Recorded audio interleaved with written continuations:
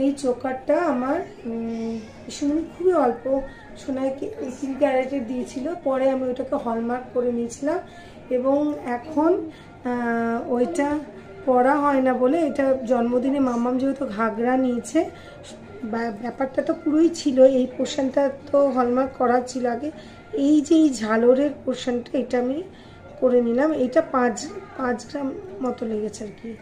এই দেখুন, এই যে ঝালরের এই যে এই চেনটা, এইটা 5 গ্রামের একটু কমই আর কি এটা। ও আর মার কানের দুলটা লেগেছে 2 গ্রাম 370 মিলি, আর এই হলমার্কে। আর এইটা শুধু ঝালরটা করা হয়েছে, সেটা হলমার্কে, মানে পুরো আইটেমটা আর কি এরকম।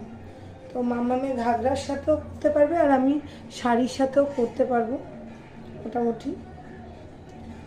তো আমি তো খুব বেশি দামি গিফট